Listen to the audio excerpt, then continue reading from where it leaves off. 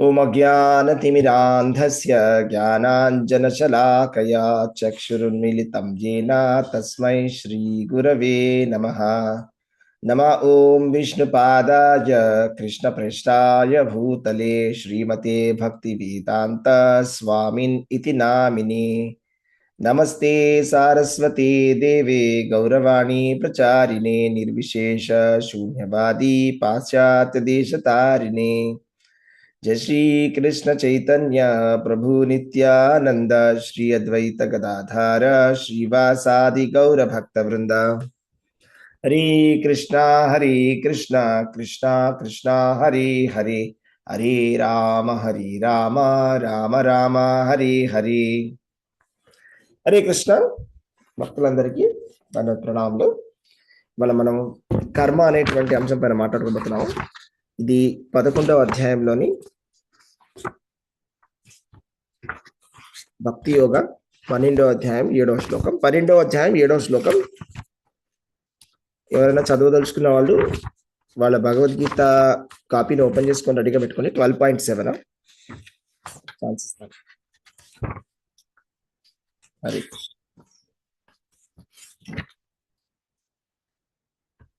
తేషామహం సముద్ధర్త మృత్యు సంసార సాగరాత్ భవామి న చిరాత్ పార్థ మయ్యావేశిత చేతసాం. ఇందులో 2 శ్లోకాలు ఉన్నాయి, 6, 7 కలిపి కూడా ఉంటాయి కాబట్టి 2 కలిపి చెప్తామన్నా. ఏతు సర్వాణి కర్మాణి మయి సన్యస్య మత్పరాః అనన్యేనైవ యోగేన మాం ధ్యాయంత ఉపాసతే తేషామహం సముద్ధర్త మృత్యు సంసార సాగరాత్ భవామి న చిరాత్ పార్థ మయ్యా వేషిత చేతసాం. కానీ ఓ పార్థ, తమ సమస్త కర్మలను నాకే సమర్పించి అన్యచింత లేక నాకే భక్తులై మనస్సును నాపైనే లగ్నము చేసి నిరంతరము నన్నే ధ్యానిస్తూ నా భక్తియుత సేవలో నన్ను ఉపాసించు వారిని శీఘ్రమే జనన మరణ రూప సంసార సాగరము నుండి ఉద్ధరించును. ఓకే, హరే కృష్ణ. మంజులత మాతాజీ చదువుతారా? హరే కృష్ణ ప్రభుజీ, దండవత్ ప్రణాం. హరే కృష్ణ. ఏతు సర్వాణి కర్మాణి మయి సన్యస్య మత్పరాః అనన్యేనైవ యోగేన మాం ధ్యాయంత ఉపాసతే తేషామహం సముద్ధర్త మృత్యు సంసార సాగరాత్ భవామి న చిరాత్ పార్థ మయ్యావేశిత చేతసాం. హరే కృష్ణ ప్రభుజీ, ధన్యవాదాలు. హరే కృష్ణ, ధన్యవాదాలు. సునీత మాతాజీ, సునీత కంఠం మాత చదువుతారా? హరే కృష్ణ ప్రభుజీ. ఏతు సర్వాణి కర్మాణి మయి సన్యస్య మత్పరాః అనన్యేనైవ యోగేన మాం ధ్యాయంత ఉపాసతే తేషామహం సముద్ధర్త మృత్యు సంసార సాగరాత్ భవామి న చిరాత్ పార్థ మయ్యావేశిత చేతసాం. భావము: ఓ పార్థ, తమ కర్మలనన్నింటినీ నా యందు విడిచి అన్యచింత లేక నా యందలి భక్తియుక్త సేవలో నిమగ్నులగుచు తమ మనస్సును నా యందు స్థిరీకరించి నన్నే ఎల్లప్పుడూ ధ్యానించు వారిని జనన మరణ రూప సంసార సముద్రము నుండి సత్వరముగా రక్షింతును. థ్యాంక్ యూ ప్రభు. హరే కృష్ణ. సో సమయం తక్కువగా ఉండడం వల్ల మనం కంటిన్యూ చేద్దాము. హరే కృష్ణ, థ్యాంక్ యూ, ధన్యవాదాలు. ఓకే, అయితే ఇక్కడ ఏం చెప్తున్నారంటే మనం కర్మ అనేటువంటి అంశం గురించి చెప్పుకుంటున్నామండి. 5 అంశాలు ఉన్నాయి భగవద్గీతలో. ఈశ్వరుడు, జీవుడు, కాలము, ప్రకృతి, కర్మ. ఈ 5 అంశాల్లో కూడా 4 అంశాలు పర్మనెంట్, ఎప్పటికీ ఉంటాయి. కానీ కర్మ మాత్రం తాత్కాలికము, ఇది మాత్రం టెంపరీ. అయితే ఈ కర్మ అనేటువంటి సబ్జెక్టు చాలా డిఫికల్ట్ టు అండర్స్టాండ్, అంత ఈజీ కాదు. ఎందుకంటే శ్రీకృష్ణ భగవానుడే చెప్తున్నాడు భగవద్గీతలో, ఈ కర్మ అనేది పెద్ద పెద్ద విద్వాంసులు కూడా అర్థం చేసుకోరు. కిం కర్మ కిం అకర్మేతి కవయోప్యత్ర మోహితాః. చాలా గొప్ప గొప్ప వాళ్ళకు కూడా ఏది ధర్మము ఏది అధర్మము, ఏ పని చేయాలి ఏ పని చేయకూడదు అనేది ఎవరికి తెలియదు. ప్రవృత్తించ నివృత్తించ నజన విదురాసుర అంటే ఏది చెయ్యాలో ఏది చేయకూడదో ఒక దైవీ స్వరూపం లేనటువంటి వాళ్ళకి తెలియదు. ఎవరైతే భక్తులు కారో వాళ్ళకి ఏ పని ఉత్తమమైనటువంటి పని అనేది తెలియదు. కాబట్టి చాలా మంది భగవద్గీతను కూడా తప్పుగా అర్థం చేసుకుంటారు. భగవద్గీత ఏంటో తెలుసా అని అడిగితే ఎవరు కొంతమంది అంటారు భగవద్గీత అంటే నిష్కామ కర్మ అని. నిష్కామ కర్మ అనేది 100% నాలెడ్జ్ కాదు, అది కొంతవరకు మనని తీసుకొస్తుంది. నిష్కామ కర్మ యోగం అనేది ఏంటి అంటే ఎటువంటి కోరిక లేకుండా, ఎటువంటి ఆశ లేకుండా నేను పని చేయడం. పని చేయడమే కాదు, పని చేయకుండా ఆ పని యొక్క, ఆ కర్మ యొక్క ఫలితాన్ని భగవంతుడికి అర్పించడం అనేది అందులో ముఖ్యమైనటువంటి పని. కేవలం పని చేయడం మాత్రమే కాదు.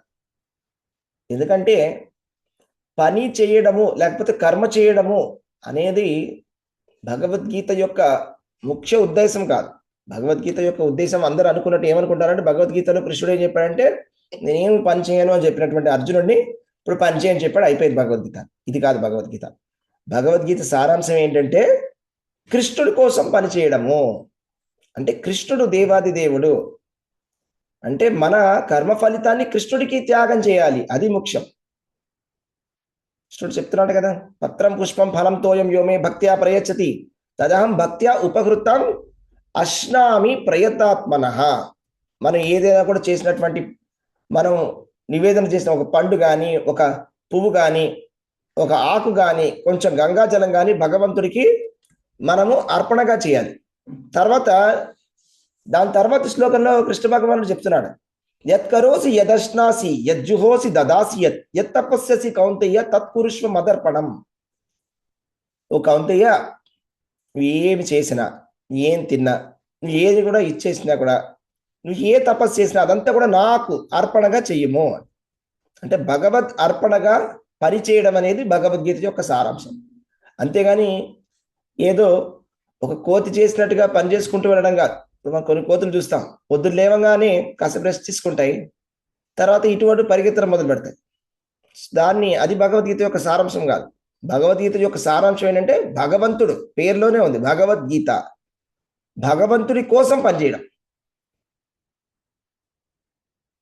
ఇంతసేపు మన కోసం మనం పని చేసుకున్నాము, ఇప్పుడు భగవంతుడి కోసం పనిచేద్దాం. భగవంతుడి కోసం పనిచేయడం అంటే దాన్ని సేవ అంటాం. కర్మకి సేవకి తేడా ఉంది. కర్మ కృష్ణ భగవానుడు భగవద్గీతలో చెప్తున్నాడు, భూత భవకరో కర్మ. ఇది ఎక్కడొస్తుందో తెలుసా? 8వ అధ్యాయంలో అర్జునుడు అడుగుతాడు, అసలు కర్మ అంటే ఏమిటి?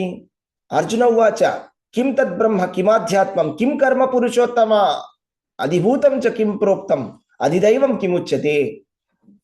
అసలు బ్రహ్మం అంటే ఏమిటి? ఆధ్యాత్మం అంటే ఏమిటి? కర్మ అంటే ఏమిటి పురుషోత్తమ? అధిభూతం అంటే ఏమిటి? అధిదైవం అంటే ఏమిటి అని అడుగుతున్నాడు కృష్ణుడు. అలా అడిగినప్పుడు శ్రీకృష్ణుడు సమాధానంగా చెప్తున్నాడు కర్మ అంటే ఏంటి అని. కర్మకి అప్పుడు ఆన్సర్గా శ్రీకృష్ణ భగవానుడు చెప్తున్నాడు, కర్మ అంటే ఏంటంటే శ్రీ భగవాను వాచ అక్షరం బ్రహ్మ పరమం స్వభావో అధ్యాత్మముచ్యతే భూత భావోద్భవకరో విసర్గ కర్మ సంహిత. ఇది సమాధానం. కర్మ అంటే ఏమిటి అంటే ఇది సమాధానం. కర్మ డెఫినేషన్ ఎక్కడుందంటే ఇక్కడ ఉంది, 8వ అధ్యాయం 3వ శ్లోకంలో. భూత భావోద్భవకరో విసర్గ కర్మ సంహిత అంటే దాని అర్థం ఏంటంటే ఏ పని అయితే మనకి శరీరాలని తయారు చేస్తున్నదో అది కర్మ. అంటే మనం ఏదైతే పని చేస్తున్నామో మనం చేసే పని వల్ల మనకి కొన్ని శరీరాలు తయారవుతున్నాయి. శరీరాలు తయారవడం ఏంటండి అంటే మనం ఎప్పుడైతే ఏ పని చేస్తున్నామో అది మంచి కర్మ అయి ఉండొచ్చు, చెడ్డ కర్మ అయి ఉండొచ్చు. ఆ కర్మకి తగినట్టుగా మన గుణాల మన ఏ విధమైనటువంటి గుణాలతో ఎటువంటి పనిని ఏ చైతన్యంలో చేస్తున్నామో ఆ చైతన్యానికి సంబంధించినటువంటి పశువు శరీరాలు కానీ, మనిషి శరీరాలు కానీ, దేవతా శరీరాలు కానీ, చెట్టు శరీరం కానీ, పురుగు శరీరం కానీ, రాక్షసుల శరీరం కానీ, సిద్ధుల శరీరం కానీ, ఋషుల శరీరం కానీ, ఆ శరీరం రెడీ అవుతున్నాయి. 1 కాదు 2 కాదు, ఎన్నెన్నో రెడీ అయిపోతున్నాయి. అదే భూత భావోద్భవ కరో కర్మ విసర్గ కర్మ సంహిత అంటే. మనం చేసేటువంటి ప్రతిరోజు మనం చేసే ప్రతి పని ముఖ్యమైనటువంటి పని. అంతేగాని ఏదో ఉట్టిగానే పనిచేయడం కాదు. మనము భగవద్గీతని సగం సగం తెలుసుకొని వదిలేయకూడదు. చాలా మంది సగం సగమే తింటారు, సగమే వింటారు. అది ఒక బ్యాడ్ హ్యాబిట్. అది దాన్ని అర్ధకుక్కుట న్యాయ అంటారు. అంటే సగం కోడి తర్కం అంటుంది. అంటే ఒక కోడిలో సగం మాత్రమే ఉందన్నమాట. అది ఏంటంటే ఇద్దరు ఉన్నారంట బ్రదర్స్, వాళ్ళకు ఒక కోడి ఇచ్చారంట. ఆ కోడిని వాళ్ళు ఎలా పంచుకున్నారంటే, ఒకటి తిండి పెట్టే భాగము, ఒకటి గుడ్డు పెట్టే భాగం. తిండి పెట్టే భాగం నాది, గుడ్డు పెట్టే భాగం నీది అని. లేదు, తిండి పెట్టే భాగం నాకొద్దు, నువ్వు పెట్టుకో, గుడ్డు పెట్టే భాగం నాకు కావాలని గొడవ పడ్డారు. సరే ఒక పని చేద్దాం, కోసేద్దాం అని చెప్పేసి గుడ్డు పెట్టే భాగాన్ని మాత్రం అలా కోసేశారంట సగంలో. అది తెలివితేటలు అంటే. అలాగే భగవద్గీతని సగం విని సగంలో వదిలేయకూడదు. చాలా మంది గొప్ప గొప్ప పండితులని చెప్పుకొని తిరుగుతున్నటువంటి వాళ్ళు, చలామణి అవుతున్నటువంటి వాళ్ళు భగవద్గీత అంటే నిష్కామ కర్మయోగ అంతే, work is worship, work is God అని ఇట్లా పిచ్చి పిచ్చిగా మాట్లాడుతున్నారు. ఇది తప్పు. Work is worship, work is God. Work for God, భగవంతుడి కోసం పనిచేయాలి. అది భగవంతుడికి అర్పణగా చేయాలి. నువ్వు ఏదైనా పని చెయ్యి, నువ్వు చేసినటువంటి మంచి పనిని భగవంతుడికి అర్పణగా చేయి. అది సేవ, అది నీ డ్యూటీ, అది మన డ్యూటీ. అలా చేసినప్పుడు అది అకర్మ అవుతుంది, అది మనల్ని పవిత్రీకరణ చేస్తుంది.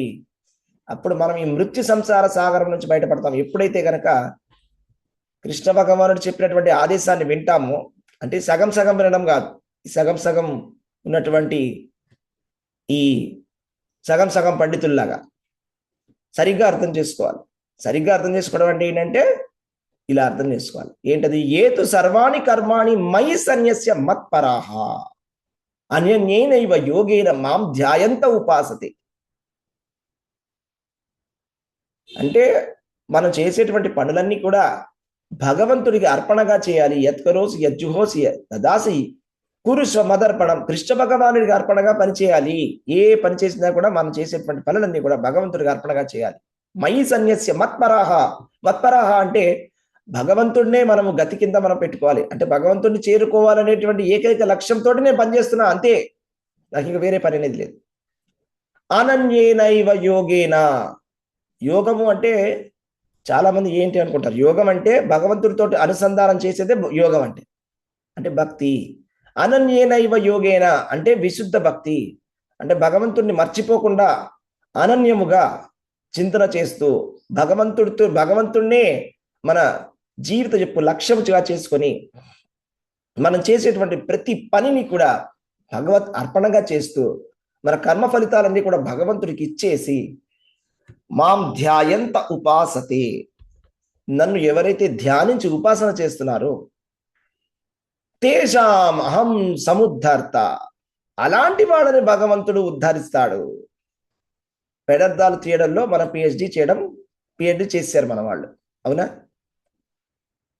మొన్న ఎవరో చెప్తుంటే విధానం, ఒక సోకాల్ పండితుడు, పత్రం పుష్పం ఫలం తోయం యోమే భక్త్యా ప్రయచ్చతి తదహం భక్త్యా ఉపవృతం అశ్నామి ప్రయతాత్మన. అంటే అశ్నామి అంటే భగవంతుడికి ఇవ్వడం కాదట, ఇతరులకు ఇవ్వడం అట.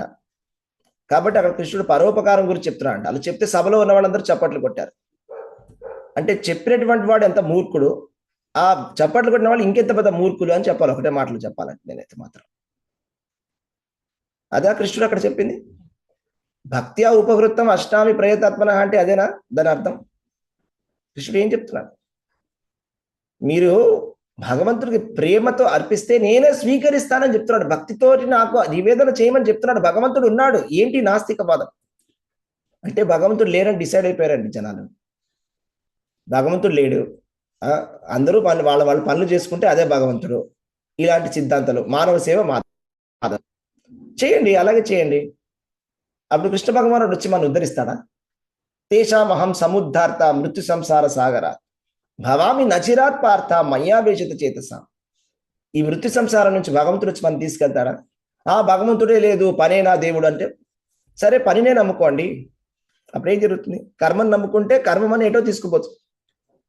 కర్మని మనం నమ్ముకోవాల్సిన అవసరం లేదు. మన కర్మని ఎలాగో మీరు కావాలన్నా వద్దన్నా, ఎవరు అన్నారు పుట్టక ముందు నాతో ఏమొచ్చింది, చనిపోయిన తర్వాత నాతో ఏమొచ్చింది? ఏమీ లేదు.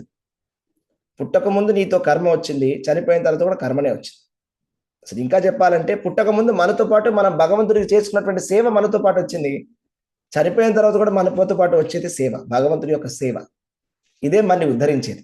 ఇంకేది మనతో రాదు, ఇదేది మనతో వెళ్ళదు. కానీ కర్మ మాత్రం వస్తుంది. కర్మని మనం నమ్ముకున్నా నమ్ముకోకపోయినా అది మనని పీడిస్తూనే ఉంటుంది. అది చాలా గొప్ప విషయం ఏం కాదు కర్మ అనేది. ఈ కర్మని వదిలించుకో అని చెప్తుంది భగవద్గీత, అంతేగాని పట్టుకో అని చెప్పడం లేదు. కర్మని వదిలించుకోవాలంటే అకర్మ చేయాలి. అకర్మ చేయడం అంటే ఏంటో తెలుసా? అదొక స్పెషల్ రకమైనటువంటి కర్మ. స్పెషల్ రకమైనటువంటి కర్మ అంటే మెడికేటెడ్. అంటే మనం మెడిసిన్ తీసుకుంటే ఇప్పుడు సింపుల్ అండి. ఇప్పుడు ఎవరికైనా డయాబెటీస్ ఉంది అనుకోండి, షుగర్ ఉంది, వాళ్ళు షుగర్ తినకూడదు, కానీ హోమియోపతి మెడిసిన్ వేసుకోవచ్చు. హోమియోపతి మెడిసిన్, డయాబెటీస్ ఉన్న మెడిసిన్లో వాళ్ళు ఆ షుగర్ బిళ్ళలతో పాటు మందు కూడా అందిస్తున్నారు. కాబట్టి అది షుగర్ బిళ్ళలు కావు, అది మందు. అది పని చేస్తుంది, తగ్గిస్తుంది. అదే విధముగా పుట్టిగానే పని చేస్తే అది మనకి మంచి జరగదు. పని చేయడం కాదు, పని మంచిది కానే కాదు. కర్మ అనేది అసలు కర్మ వల్లనే మనం ఇక్కడ ఇరుక్కుని ఉన్నాం ఈ భౌతికమైనటువంటి ప్రపంచంలో. ఏ విధంగా ఈ కర్మని వదిలించుకోవాలని ఆలోచించాలి. పెద్ద కొండలంత కర్మ ఉంది మన దగ్గర, కిందటి జన్మలో చేసినటువంటి కర్మ. అది వదిలించుకోవడమే, అందుకోసం మనం హరినామం చెప్తున్నాం. అయితే మరి ఈ కర్మని ఇప్పుడు అదే కర్మని మళ్ళా అదే చేస్తే, భగవద్గీత భగవద్గీత చదివి చివరికి ఇది అర్థమైందా? రామాయణాన్ని చదివిన తర్వాత రాముడి సీత ఏమవుతుందని అడిగినట్టు భగవద్గీత అంతా చదివి మళ్ళా పని చేయాలని తెలుసుకున్నాడంట. ఇది తెలుసుకోవడానికి భగవద్గీత చదవాలా? భగవద్గీత చదివిన తర్వాత ఏం తెలుసుకోవాలంటే అకర్మ చేయాలని తెలుసుకోవాలి. అంటే షుగరు స్వీట్లు తినడం కాదు, మెడిసిన్ బిళ్ళలు వేసుకోవాలని తెలుస్తుంది. హోమియోపతి ఏదైతే మందు బిళ్ళలు ఉన్నాయో, మందు వేసి ఉంది దానిలో, అది ఉట్టి షుగర్ బిళ్ళలు కావు, దానికి మందు కలుపుంది. అదేవిధంగా ఇది ఉట్టి కర్మ కాదు, మనం చేసేటువంటి కర్మ. ఏ పని అయితే మనం భగవంతుడి ప్రీత్యర్థమై చేస్తున్నామో, మహావిష్ణురాజ్ఞేయ శ్రీ పరమేశ్వర ప్రీత్యర్థం శ్రీకృష్ణార్పణమస్తు, ఏ పనినైతే భగవంతుడి ఆజ్ఞ మేరకు భగవంతుడి ప్రీత్యర్థమై భగవంతుడికి అర్పణగా చేస్తున్నామో అలాంటి పని, అది మందు వేసినటువంటి బిళ్ళ లాంటిది. అది ఉట్టి బిళ్ళ కాదు, అది ఉట్టి షుగర్ బిళ్ళ కాదు, అది స్పెషల్. అది ఉట్టి కర్మ కాదు, అది స్పెషల్ కర్మ, అది భక్తి. అది మనని ఉద్ధరిస్తుంది. ఆ విధంగా ఎవరైతే తను చేసేటువంటి ప్రతి పనిని కూడా భగవంతుడికి అర్పణగా చేస్తారో, అంటే మనం చేసే ప్రతి పనిని భగవత్ అర్పణగా చేయాలి. అంతా మనం భగవంతుడి కోసమే నేను చేస్తున్నానని మనకు ఆ భావన ఉండాలి. ప్రకృతే క్రియమాణాని గుణై కర్మాణి సర్వశః అహంకార విమూఢాత్మా కర్తాహమితి మన్యతే. కేవలం మూర్ఖుడు మాత్రమే నేను చేస్తున్నాను అంటాడు. అంతేగాని పండితుడు ఏమంటాడంటే నాహం కర్త హరికర్త అంటాడు. నేను కాదు, భగవంతుడు చేయించాడు. మనం కాదు చేసేది, మన గుణాలు మన చేత పని చేయిస్తున్నాయి. మన గుణాలను అదుపులో పెట్టుకుంటే పనులు చక్కబడతాయి, మన మనసును అదుపులో పెట్టుకుంటే పని చక్కబడుతుంది. నేను చేస్తున్నా అనుకునేవాడు మూర్ఖుడు, వాడు తెలివైనటువంటి వాడు కాదు అనే విషయాన్ని మనం అర్థం చేసుకోవాలి. కేవలం కృష్ణ భగవానుడు మాత్రమే మనని తరించగలడు. తేషాం అహం సముద్ధార్త మృత్యు సంసార సాగరాత్. ఎవరు మనని తరించలేరండి. కృష్ణుడు తప్పితే మనని ఎవరు కూడా తరించలేరు. కృష్ణుడు మాత్రమే మనని తరించగలడు.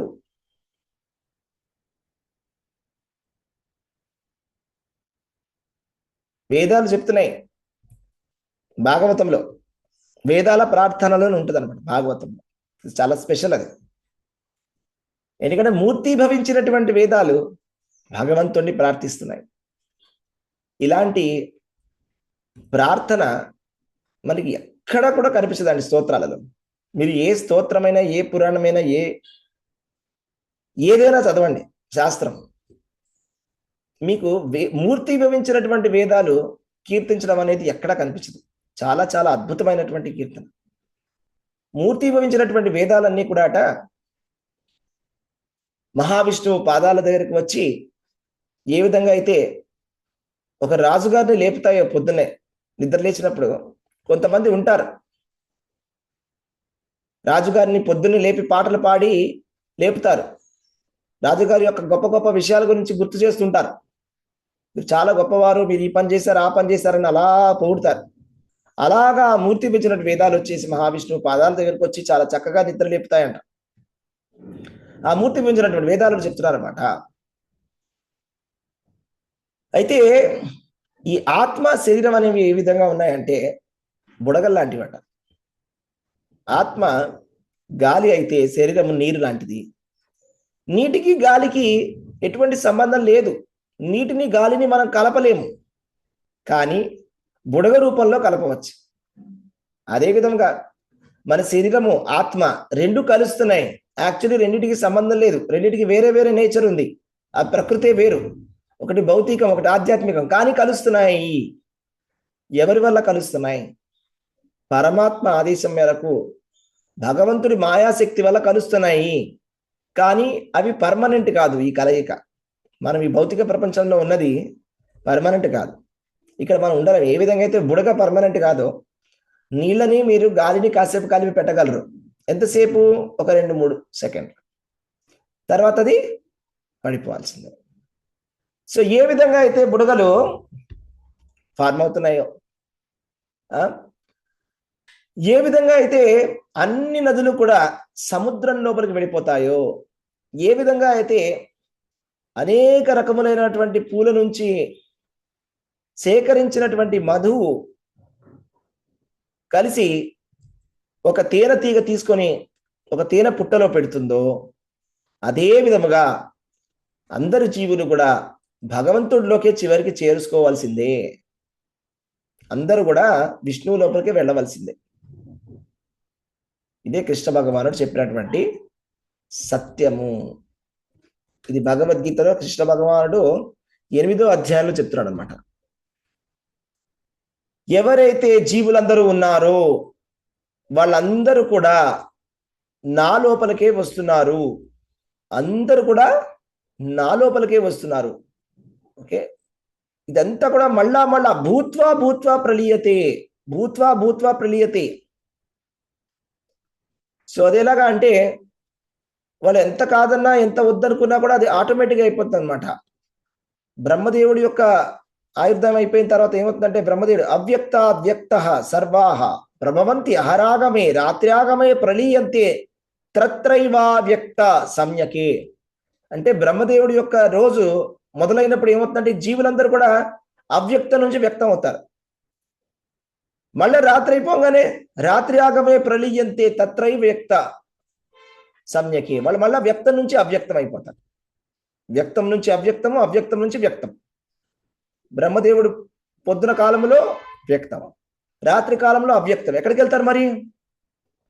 భూతగ్రామస్య ఏవాయం భూత్వా భూత్వా ప్రలీయతే రాత్ర్యాగమే అవశః పార్థ ప్రభవత్యహరాగమే. భూత్వా భూత్వా ప్రలీయతే అంటే మళ్ళా అవశః పార్థ. అవశః అంటే ఏంటో తెలుసా? వశః అంటే నా చేతిలో ఉందండి, నేను అనుకుని చేస్తా. అవశః అంటే నా చేతిలో లేదు, అంటే నన్ను ఫోర్స్ చేసినట్టుగా. ఎవరికి ఇక్కడ ఆప్షన్ లేదు జీవులకి. కృష్ణుడు చెప్తున్నాడు అవశః పార్థ రాత్రి ఆగమే అవశః పార్థ. రాత్రి అయిందా, బ్రహ్మదేవుడు రాత్రి అయిందా, అవశః పార్థ. అంతే, మనకి ఇంకా వశం లేదు. మనం వద్ద అనుకున్నా అనుకోకపోయినా మనం అందరం కూడా వెళ్ళిపోవాల్సిందే. ఎక్కడికి వెళ్ళిపోవాలి? భగవంతుడి గర్భం లోపలికి వెళ్ళిపోతాం. గర్భోదకశాయి యొక్క గర్భం లోపలికి వెళ్ళిపోతాం. అయితే మరి ఇదే మోక్షం కదా, అయిపోయింది. కానీ ఇది మోక్షం కాదు. గర్భోదకశాయి గర్భంలో వెళ్ళడం అనేది మోక్షం కాదు, అది టెంపరరీ. జీవులందరూ కూడా రాత్రి కాసేపు రెస్ట్ తీసుకుంటారు అనమాట. మన రాత్రి మన ఇంటికి వెళ్ళి పడుకున్నట్టు కాసేపు. మళ్ళీ పొద్దునవగానే ఏం చేస్తాం? మనం పొద్దునవగానే ఇంట్లోనే ఉంటామా? బయటికి వెళ్ళిపోతాం, చూస్తాం మనం ఇంటి బయట. అవునా? మన బృందావనంకి వెళ్ళాం, పొద్దున్నే 4:30కి 5ంటికో అలాగా మేము రాధవల్లభ మందిరానికి వెళ్ళాం అనమాట. ప్రతిరోజు బృందావనంలో ఉన్నటువంటి కోతులు ఏవైతే ఉన్నాయో చాలా యాక్టివ్గా ఉంటాయి. కళ్ళద్దాలు పీకేస్తాయి, గోలగోల చేసేస్తుంటాయి. మన 2 ఫ్రూటీలు ఇస్తే మళ్ళీ కళ్ళద్దాలు పడేస్తాయి. అలాంటిది ఆ రోజు 5 గంటలకి ఏ కోతులు కనిపించట్లా. మేము అంతా ఆశ్చర్యపోయాం, ఏమైపోయాయి ఈ కోతులు, ఏం చేస్తున్నారు? మెల్లగా వచ్చి ఒకటి ఆవులిస్తూ అని ఒక అరగంట అవగానే మళ్ళా మొదలు ఒకళ్ళ దగ్గర అన్ని లాగేసుకోవడాలు. ఫ్రూట్స్. అదేవిధంగా జీవులన్నీ కూడా పడుకుంటారు కాసేపు రాత్రి, బ్రహ్మదేవుడి యొక్క రాత్రిలో. మళ్ళా బ్రహ్మదేవుడి యొక్క పగలవగానే మళ్ళా పరిగెత్తడం. ఎక్కడ పరిగెడుతున్నారు? రకరకాల శరీరాల లోపల పరిగెడతారు. ఒక్కొక్కళ్ళు వాళ్ళకి కావాల్సినటువంటి ఆశలు బట్టి రకరకాల మనకి కృష్ణ భగవానుడు చెప్తున్నాడు, కామం అనేది కోరిక, ఇది మన శత్రువు. దాన్ని మించినటువంటి శత్రువు ఇంకోటి లేదు. కామాన్ని మించినటువంటి శత్రువు మన జీవితంలో లేదు అని కృష్ణ భగవానుడు భగవద్గీత 3వ అధ్యాయంలో చెప్పాడు. ఈ కామం కోరిక అనమాట. అంటే ప్రతి జీవుడికి ఒక కోరిక ఉంది. కొన్ని జీవులకి కోతి ఇవ్వాలనే కోరిక ఉంది. మీకు ఆశ్చర్యంగా అనిపించదు, అదేంటండి కోతికి ఇవ్వాలని కోరిక ఎవరికైనా ఉంటుంది అంటే ఉంటుంది. అన్ని రకాల కోరికలు ఉన్నాయండి. అంటే వాళ్ళు కోరుకున్నటువంటి కోరికలు కోతి శరీరంలోనే దొరుకుతాయి. కాబట్టి పరమాత్మ ఏం చేస్తారంటే కోతి కింద పుట్టిస్తాం. మనం కోతిలాగా బిహేవ్ చేస్తే కోతిగానే పుడతాం. అయితే మనకి ప్రభుపాదుల వారు చెప్తారు, భక్తి సిద్ధాంత సరస్వతి ఠాకూర్ చెప్పేవారంట, ఎవరైతే బృందావనంలో ఉండేటువంటి భక్తులు లేకపోతే మంచి భక్తులు నియమాలను సరిగ్గా పాటించకపోతే కృష్ణ భగవానుడు ఏం చేస్తారంట, బృందావనంలో కోతుల కింద పుట్టిస్తారంట. అంటే బృందావనంలో పుట్టించాడు భక్తుడు కాబట్టి, కానీ కోతి కింద, ఎందుకంటే నియమాల్ని పాటించట్లేదు కాబట్టి. సో ఆ విధంగా ఎన్నెన్నో శరీరాలు ఉన్నాయి. ఆ శరీరాలలో రకరకాలైనటువంటి ఎంజాయ్మెంట్ అనేది ఉంది. ఒక కోతికి ఒక మంచి ఎంజాయ్మెంట్ ఉంది, అది ఎగరొచ్చు ఒక కొమ్మ నుంచి ఇంకో కొమ్మకి, అందులో దానికి ఒక ఎంజాయ్మెంట్ వస్తుంది, మనకు అది తెలియదు అది ఏంటో. కానీ ఆ కోరిక ఉన్న వాళ్ళకి ఆ శరీరం ఇచ్చేస్తాడు భగవంతుడు పరమాత్మ. అలాగ ఒక్కొక్కడికి ఒక్కొక్క వింత కోరికలు ఉన్నాయి. అవునా? విన్నపాలు వినవలే వింత వింతలు, పన్నగపు దోమతెరను పైకెత్తవేమయ్యా. పొద్దున్న లేవగానే భగవంతుడు దోమతెర ఎత్తగానే ఏమవుతుందంటే వింత వింత కోరికలు మొదలెడతారన్నమాట జనాలు. నాకు ఈ కోరిక ఉందయ్యా, నాకు ఆరి కోరిక ఉంది, ఈ కోరిక ఉంది. మన కోరికలు ఎప్పుడైనా కూడా ధర్మబద్ధంగా ఉండాలి. అవునా? ఎప్పుడైతే కనుక ధర్మబద్ధంగా ఉంటే అది కరెక్ట్ అయినటువంటి కోరిక. కామంతు దాస్యం నతు కామ కామయ, అది నిజమైనటువంటి కోరిక. అంటే అది అంబరీష్ మహారాజుకు ఉన్నటువంటి కోరిక ఏంటంటే కామంతు దాస్యం నతు కామ కామ్యయ. ఏదో కోరిక అంటే ఆయనకి ఏవో కోరికలు లేవు, దాస్యమే కోరుకుంటున్నాడు. నేను ఇంకా మంచి దాసుడిని ఏ విధంగా అవ్వాలి, నేను ఇంకా మంచి సేవని ఏ విధంగా చేయాలని కోరుకోవడమే నిజమైనటువంటి కోరిక. కామై ఇంద్రియ ప్రీతి జీవో లాభేన యావత జీవస్య తత్వ జిజ్ఞాస నార్థోపాయో కల్పతే. అంటే కోరిక అనేది ఏముండాలంటే ఈ శరీరం పడకుండా ఉండాలి, ఈ శరీరం గట్టిగా నుంచొని ఉండాలి అని మనం కోరుకోవాలి, అంతవరకు. జీవో లాభేత యావత జీవస్య తత్వ జిజ్ఞాస, ఈ శరీరం అనేది ఉన్నది తత్వ జిజ్ఞాస చేయడానికి ఉన్నది శరీరం అనేది. అంతేగాని మనం వెళ్ళిపోయి భగవంతుడి జరిగిపోయి వింత వింత కోరికలని అడగకూడదు. కానీ భగవంతుడు ఇవ్వగలడు, ఆయన వరదరాజు. ఆయన ఏ కోరిక కోరుకున్నా అది మనని తీర్చగలడు. అండ్ ఆయన ఎంత గొప్పవాడంటే మన కోరికలతో భగవంతుడి దగ్గరికి వెళ్ళినా కూడా భగవంతుడు మనని శుద్ధీకరణ చేసి పంపిస్తాడు. అది భగవంతుడిలో ఉన్నటువంటి స్పెషాలిటీ. మనము ఇప్పుడు కోరికలు తీర్చుకోవడానికి 2 ఆప్షన్స్ ఉన్నాయి. ఒకటి దేవతల దగ్గరికి వెళ్ళి ప్రార్థన చేయడం. మనం దేవతల దగ్గరికి వెళ్ళి కోరికలని కనుక ప్రార్థన చేస్తే మనకు వరాలు వస్తాయి. వాళ్ళు చెప్పినటువంటి నియమాలను పాటించినట్లయితే, ఆ వ్రతాలను చేసినట్లయితే, ఆ దేవతకు సంబంధించిన వ్రతాలను చేసి వాళ్ళని సంతృప్తి పరిచినట్లయితే మనకి కోరికలు తీరతాయి. అయితే భగవంతుడు చెప్తున్నాడు భగవద్గీతలో, ఎవరెవరైతే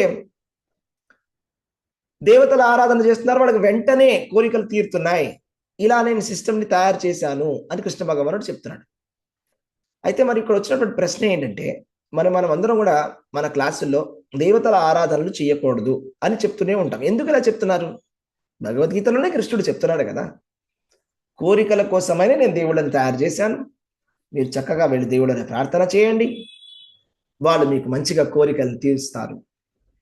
అయితే ప్రాబ్లం ఏంటి మరి? ఎవరైనా చెప్పగలరా? అన్మ్యూట్ చేసుకొని చెప్పండి.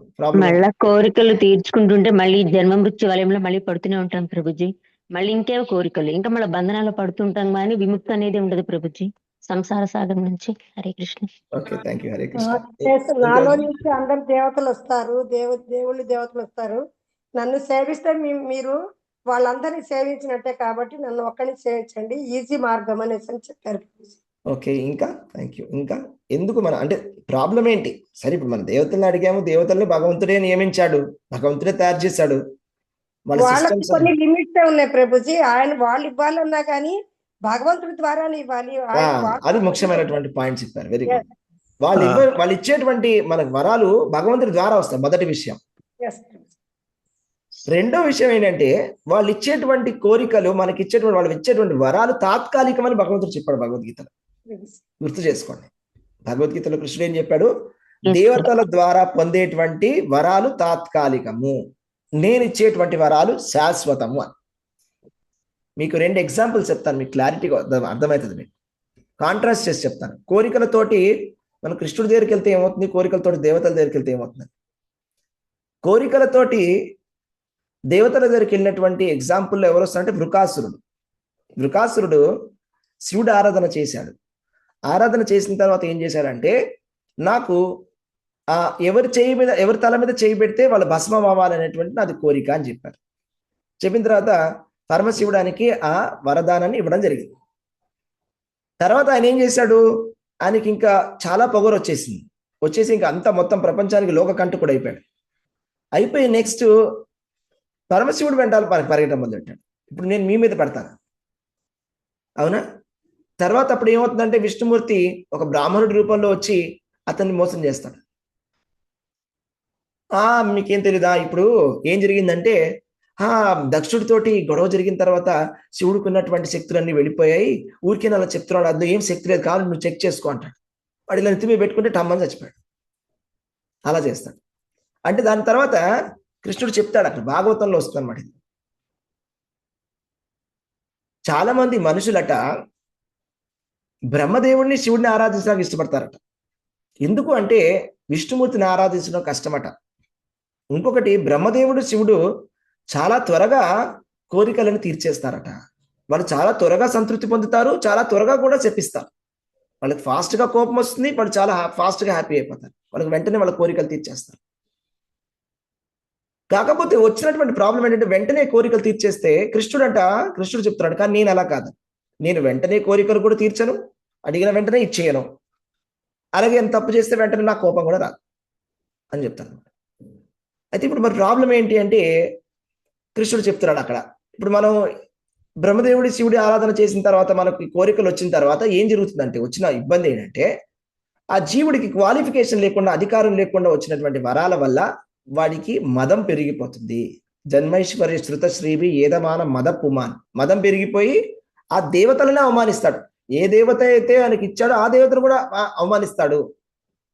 కాబట్టి మనం దేవతారాధన ద్వారా కోరికలను పొందవద్దు అని చెప్తున్నాడు కృష్ణుడు. ఏ విధంగా అయితే హిరణ్యకశిపుడు బ్రహ్మదేవుడిని ఆరాధించి మంచి వరాలను పొందాడు, మొత్తం లోకకంటకుడు అయిపోయాడు. అప్పుడు బ్రహ్మదేవుడు వచ్చి చెప్పినా కూడా ఆపు బాబు, ఆపు నాయన, వద్దు, నువ్వు ఆపు అన్నా వినడిగా, నవ్వుతాడు, హాహాహా అని, వెళ్ళు అని.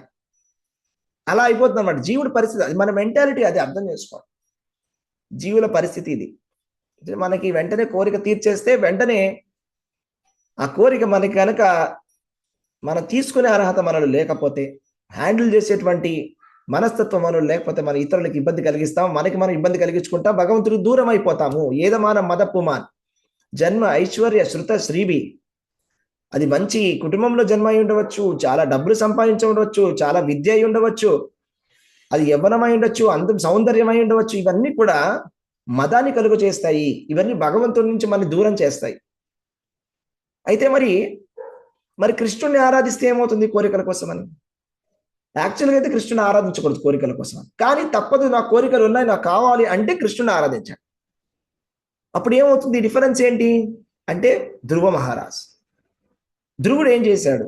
ధ్రువుడికి ఒక కోరిక ఉండింది. చిన్నపిల్లాడు, 5 సంవత్సరాలు.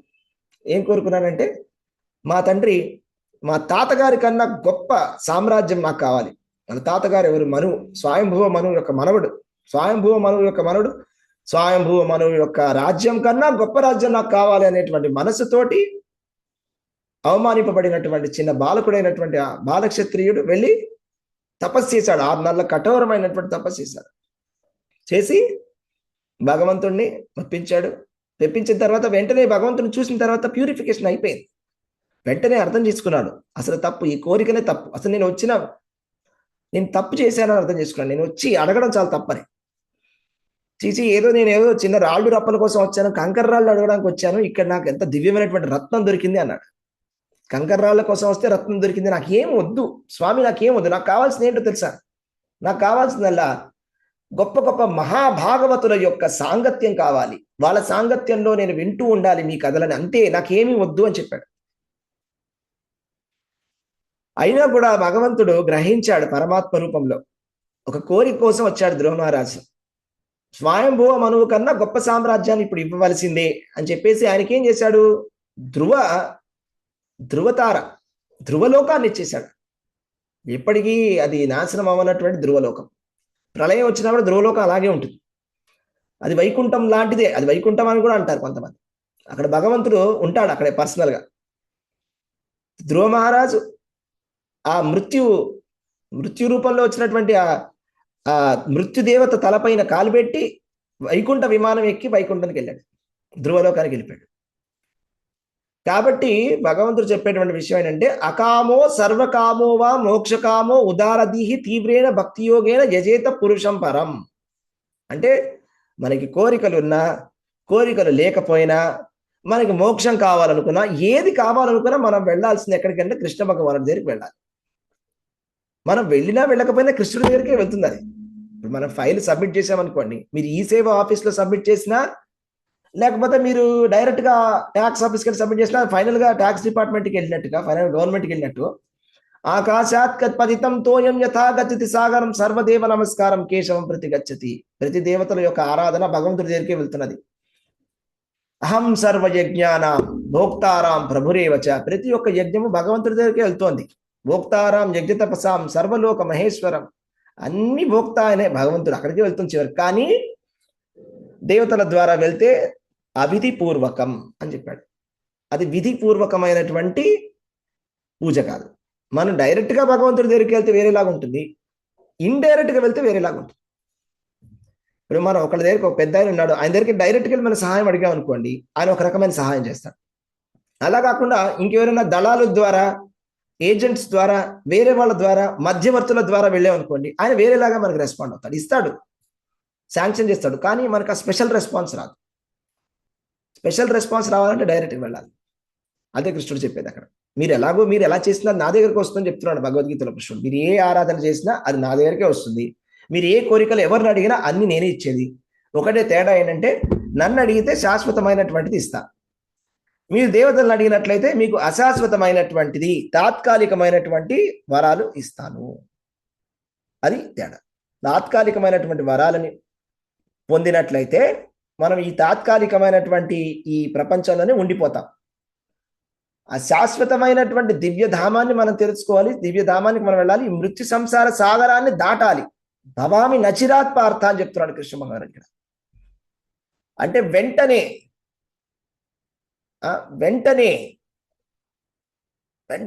చిరా అంటే చాలాసేపు, చిరకాలం అంటాం కదా, చిరా నచిరా అంటే వెంటనే, చాలాసేపు కాదు, చాలా తక్కువసేపు. భవామి నచిరాత్ పార్థ మయ్యావేచిత చేతస తేషాం అహం సముద్ధార్త మృత్యు సంసార సాగర. కృష్ణుడు రెస్పాన్సిబిలిటీ తీసుకుంటాడు, నేను తీసుకుంటాను అని ప్రామిస్ కూడా చేస్తున్నాడు భగవంతుడు. ప్రతిజానే ప్రియోసిమే, ఇది నా ప్రతిజ్ఞ. భగవంతుడు ప్రతిజ్ఞ చేసి చెప్తున్నాడు, ఖచ్చితంగా నా దగ్గరకు వస్తారు, వెంటనే వస్తారు, నచిరాత్ పార్థ. ఈ జన్మలోనే వెనక్కి తీసుకెళ్ళిపోతారు. భగవంతుడే స్వయంగా వచ్చి తీసుకెళ్ళిపోతాడట. వరాహపురాణంలో చెప్పారు, నయామి పరమం స్థానం అర్చిరాది గతిం వినా గరుడ స్కందం ఆరోప్య యథేచ్ఛం అనివారిత. అసలు ఒక భక్తుడు అనేవాడు అష్టాంగ యోగం చేయవలసినటువంటి అవసరం లేదు. అష్టాంగ యోగం చేసి, షట్చక్ర యోగం చేసి, తన మూలాధార చక్రంలో ఉన్నటువంటి అలా పైకి శక్తిని అలా పైకి తీసుకొచ్చి సహస్రాల నుంచి విడిచిపెట్టాల్సినటువంటి అవసరం లేదట. గరుడ స్కందం ఆరోప్య యథేచ్ఛం అనివార్తిత అని కృష్ణ భగవానుడు చెప్తున్నాడు. నేనే స్వయంగా వచ్చి గరుడ స్కందాల పైన ఎక్కి నేనే స్వయంగా వచ్చి తీసుకెళ్తాను. 2 మార్గాలు ఉన్నాయి కదా, ధూమ మార్గము, అగ్ని మార్గం. ప్రవృత్తి మార్గము, నివృత్తి మార్గం. ప్రవృత్తి మార్గంలో ఉండేటువంటి వాళ్ళు ధూమ మార్గం, అంటే వాళ్ళు చేసేటువంటి యజ్ఞాలు ఏవైతే ఉన్నాయో ఆ యజ్ఞాలలో ఉండేటువంటి పొగలు వస్తాయి కదా, ఆ యజ్ఞాలలో ద్రవ్యాన్ని వేస్తారు కదా, ఆ పొగ వస్తుంది కదా, ఆ పొగ వాళ్ళని పైకి తీసుకెళ్తుంది అనమాట. ప్రవృత్తి మార్గంలో ఎక్కడికి తీసుకెళ్తుంది? చంద్రలోకాలకి తీసుకెళ్తుంది. చంద్రలోకంలో ఏం చేస్తారు? సోమపానం చేస్తారు. తర్వాత ఏం చేస్తారు? విశాలమైనటువంటి స్వర్గలోకంలో భోగాలను భోగిస్తారు. తర్వాత ఏమవుతుంది? క్షీణే పుణ్యే మర్త్యలోకం విశంతి, మళ్ళా వెనక్కి పడిపోతారు. ఇది ఇది జరుగుతుంది. మనం కనుక ఈ కర్మకాండలు చేసే ప్రవృత్తి మార్గంలో కనుక చిక్కుకుంటే ఇది జరుగుతుంది. ఆ యజ్ఞగుండంలో ఉండేటువంటి యజ్ఞం వేసినటువంటి ఆ ధూమమే వాళ్ళని పైలోకాలకు తీసుకెళ్లి విశాలమైన స్వర్గలోకంలో భోగించి మళ్ళీ వెనక్కి వస్తారు. కానీ స్వర్గలోకంలో భోగించడం అనేది అత్యున్నతమైనటువంటి లక్ష్యం కాదు మనిషికి. దాన్ని మించింది ఇంకొకటి ఉంది. అదే కృష్ణ భగవానుడు చెప్తున్నాడు అనమాట. ఇంకొకటి ఉన్నది పైన, పరస్తస్మాత్తు భావ అన్యో వ్యక్తో వ్యక్త సనాతన. సనాతనమైనటువంటిది ఉన్నది పరస్తస్మాత్. కానీ దీన్ని మించినది ఒకటి ఉంది. స్వర్గమే గొప్పదనుకుంటున్నారేమో. ప్రవృత్తి మార్గం చేస్తూ యజ్ఞాలు చేసుకుంటూ ఆ ధూమ మార్గంలో పోకండి. భగవంతుణ్ణి పట్టుకుంటే భగవంతుడే స్వయంగా వచ్చి మనం తీసుకెళ్తాడు. ఇంకొకటి ఉంది నివృత్తి మార్గం. అగ్నిగుండం, అగ్ని ద్వారా అగ్ని శుక్ల అంటే అది వేరే, అది ఉత్తరాయణము, అది వేరే పైలోకాలకు తీసుకెళ్తే బ్రహ్మము లోపలికి వెళ్ళిపోతారు మన యోగులు. ఈ రెండు కాదు, కృష్ణుడే స్వయంగా వచ్చి తీసుకెళ్తాడు.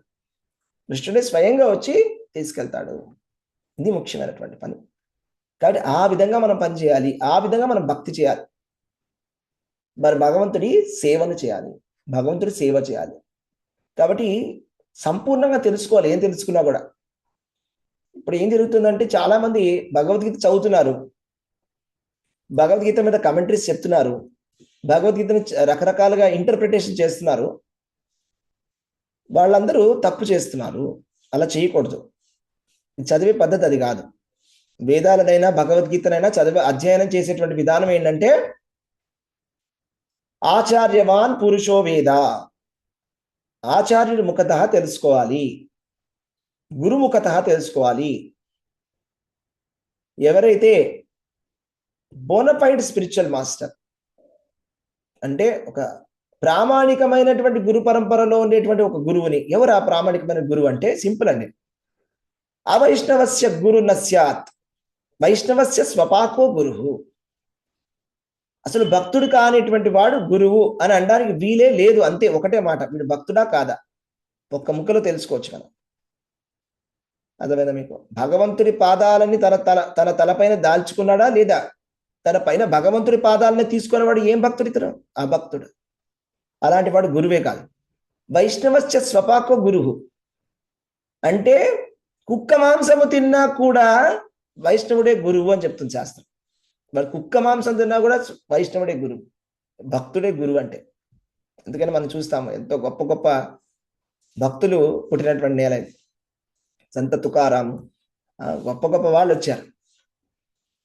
వాళ్ళందరూ కూడా భక్తి మార్గాన్ని ప్రచారం చేశారు. పురందరదాస, కనకదాస, చాలా చాలా గొప్పవాళ్ళు. కనకదాసు ఉన్నట లోపలికి రానివ్వలేదట, గుడి లోపలికి. నువ్వు రాకూడదు అన్నారట. నువ్వు నీచమైనటువంటి కులంలో పుట్టావు కాబట్టి నువ్వు లోపలికి రావడానికి వీల్లేదు, భగవంతుడి దర్శనం తీసుకోవడానికి వీల్లేదు అన్నారట. అయితే ఆయన కిటికీ నుంచి చూస్తే భగవంతుడే వెనక్కి తిరిగాడు, భగవంతుడే వెనక్కి తిరిగాడు. ఆయనతో పాటు ఉన్నటువంటి భక్తులందరూ కూడా ఆయన గురువు గారు ఒక టెస్ట్ పెట్టారట. మీరందరూ ఎవ్వరు చూడకుండా ఉన్నప్పుడు ఈ ప్రసాదాన్ని తీసుకోండి అని. ఒక్కొక్కళ్ళు ఒక్కొక్క చోట దాక్కుని తిన్నారట. నెక్స్ట్ డే కనకదాసుని అడిగారట వాళ్ళ గురువు గారు, నీదేది నువ్వెందుకు తినలేదని. నేను ఎక్కడికి వెళ్ళినా నాకు అక్కడ భగవంతుడు కనిపిస్తున్నాడు అన్నాడు. కాబట్టి నేను తినలేకపోయాను. అవునా? అలాగే ఇంకొకసారి ఏం జరిగిందంట, ఒకసారి ఒక చర్చ జరిగిందట. ఎవరు వెళ్తాడు భగవంతుడు ధామానికి అని అడిగారట. అయితే ఈయన వెళ్తారా అంటే, ఈయన చాలా గొప్ప పండితుడు, ఈయన వెళ్తారా అంటే ఆయన అన్నాడట, ఈయన వెళ్ళడట. ఎందుకు అంటే వైకుంఠ ధామంలో పండితులు అవసరం లేదని, అక్కడ వైకుంఠంలో పండితులు అవసరం లేదు, అక్కడ పోస్ట్ లేదు, అక్కడ అవసరం లేదు వెళ్ళడం. పోనీ ఆయన వెళ్తారంటే ఆయన కూడా వెళ్ళాడు, పోనీ ఈయన వెళ్తారంటే ఆయన కూడా వెళ్ళాడు, గురువు గారు వెళ్తారంటే గురువు కూడా వెళ్ళరు, ఎందుకంటే అక్కడ గురువు అవసరం లేదు వైకుంఠంలో. మరి ఎవరు వెళ్తారు? నాను హోదిరే నాను హోక్తిని అని చెప్పాడు. నేను అనేది పోతే అప్పుడు నేను వెళ్తాను. ఆ నేను అనేది పోవాలి ఫస్ట్. నేను అనే అహంకారం అయితే ఏదైతే ఉందో, నేను వైకుంఠానికి వెళ్తాను, ఎందుకు మన అహంకారంతో, ఈ మిథ్యా అహంకారంతో మన వైకుంఠానికి ప్రవేశం అనేది ఉండదు. ఆ నేను అనేటువంటి మిథ్యా అహంకారం నిజమైనటువంటి అహంకారం కింద మారాలి. ఈ విధంగా అయితే హనుమంతుడి యొక్క అహంకారం అనేది ఏంటి? నేను భగవంతుడి యొక్క దాసుడిని అనేటువంటి అహంకారం నిజమైనటువంటి అహంకారం. ఇది మిథ్యా అహంకారం. నేను గొప్పవాడిని, నేనే గొప్పవాడిని, నేనే దేవుడిని, నాకు గురువు అవసరం లేదు అనేవాడు మిథ్యా అహంకారం. అలాంటి వాడు వైకుంఠానికి వెళ్ళలేదు. కాబట్టి ఈ విధంగా కనకదాస్ లాంటి వాడు గొప్పవాడు. ఇలాంటి గొప్ప భక్తులు ఎవరైతే ఉన్నారో వాళ్ళు, అలాంటి వాళ్ళే గురువు అంటే. అలాంటి యొక్క మహాభక్తుల యొక్క శరణాగతి పొందితే అప్పుడు మనకి భగవద్గీత అర్థమవుతుంది. భగవద్గీతలోని మర్మం ఏంటో తెలుస్తుంది. భగవద్గీత అనేది ఒక తేనె బాటిల్ లాంటిది. ప్రభుపాద చెప్తారు, తేనె బాటిల్ మీరు ఓపెన్ చేశారనుకోండి, బయట నుంచి కూడా నాకచ్చు. అవునా? తేనె బాటిల్ ఉందండి, తేనె తీగలు బయట నుంచి నాకుతాయి, కొంచెం నాకితే కూడా తీయగానే ఉంటుంది, కొంచెం కొంచెం సైడ్కి ఉంటుంది అది, కానీ తెరిచి తీసుకుంటే అప్పుడు తీపి తెలుస్తుంది. అదేవిధంగా భగవద్గీతలోని మర్మాలను తెలుసుకోవాలన్నా, కృష్ణ భగవానుడి యొక్క తత్వాన్ని తెలుసుకోవాలన్నా ఒకటే సీక్రెట్, భక్త్యామాం అభిజానాతి. ఒక మందు వేసుకోవాలంటే ఆ మందు ఏ విధంగా వేసుకోవాలో అక్కడ రాసి ఉంటుంది ప్రిస్క్రిప్షన్లో. ఇలా తీసుకోవాలి ఉంటుంది, అలా తీసుకోవాలి, ఇష్టం వచ్చినట్టు కాదు. అదేవిధంగా భగవద్గీతను తీసుకోవాలంటే ఇలా తీసుకోవాలి. అంటే ఒక మంచి భక్తుడి, విశుద్ధ భక్తుడి యొక్క విశుద్ధ భక్తుల దగ్గర మనం భగవద్గీతను వింటే అప్పుడు మనకి భగవద్గీతలోని రహస్యాలన్నీ బయటకు వస్తాయి. లేకపోతే మనకి ఇది తెలిసి వస్తుంది ఏంటంటే, భగవద్గీత అంటే కర్మదేవుడు. ఏంటిది? Work is worship, work is God, కర్మనే దేవుడు.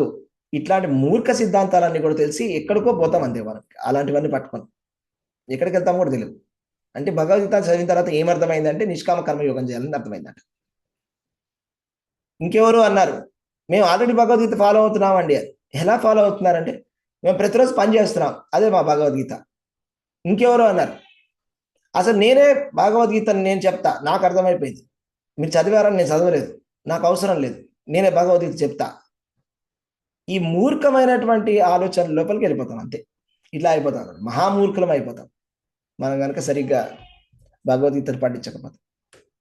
ఓకే, భగవద్గీతలోని ఉద్దేశం ఏంటో, లాస్ట్ ఇన్స్ట్రక్షన్ ఏంటో మనము గుర్తు చేసుకుందాం. లాస్ట్ ఇన్స్ట్రక్షన్ ఏమైనా చెప్పండి, మనం కంక్లూడ్ చేద్దాం క్లాస్. లాస్ట్ ఇన్స్ట్రక్షన్ ఏంటి? 18వ అధ్యాయంలోని కృష్ణుడు ఎప్పుడైతే లాస్ట్ ఇన్స్ట్రక్షన్ ఇది అని చెప్పాడు, సర్వధర్మాన్ని పరిత్యజ్య మామేకం శరణం వ్రజ. అన్ని ధర్మాలు నాకు విడిచిపెట్టి నాకు శరణు పొందు అని చెప్తారు. సర్వధర్మాన్ని పరిత్యజ్య, ఓన్లీ సర్వధర్మ పరిత్యజ్య కాదు, తర్వాత ఏం చేయాలి? మామేకం శరణం వ్రజ. అది ముఖ్యమైనటువంటి.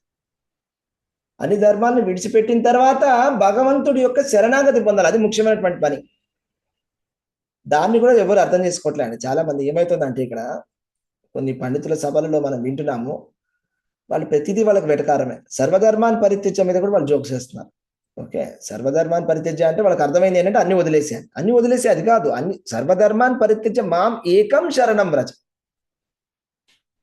అది ముఖ్యమైనటువంటి కంక్లూజన్.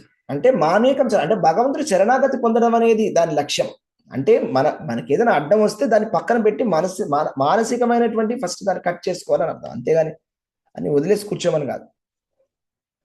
ఎందుకంటే మనకి 100 రీజన్స్ ఉన్నాయి భగవంతుడి యొక్క శరణాగతి పొందకుండా ఉండడానికి. అవునా?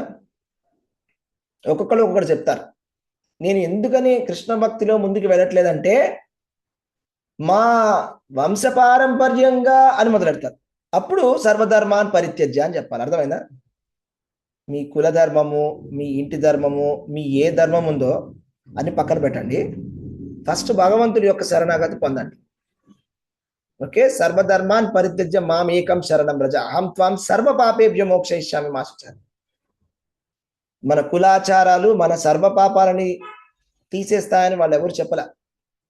ఓకే, ఒక్కొక్కళ్ళ కులాచారాలు 100 ఉండవచ్చు ఒక్కొక్కళ్ళ కులంలో, అది కాదు ముఖ్యం. అర్జునుడు చెప్పినట్టుగా నాకు ఇలా చెప్పారు, నాకు ఇలా చెప్పారు, నాకు ఇలా అర్థమైంది, నేను ఇలాగా నాన్న అలాగా అని చెప్పి ఒక చాప్టర్ అంతా మాట్లాడేశాడు అర్జునుడు, కృష్ణుడిని మాట్లాడినవ్వకుండా. అవునా కదా? రైట్. సో అలాగా ఆ మెంటాలిటీ మనం వదిలిపెట్టాలి, కృష్ణుడిని మాట్లాడనివ్వాలి. అవునా కదా? అర్జునుడు ఏం చేశాడు ఫస్ట్ చాప్టర్ చెప్పండి? నేను చెప్పింది కరెక్టే కదా?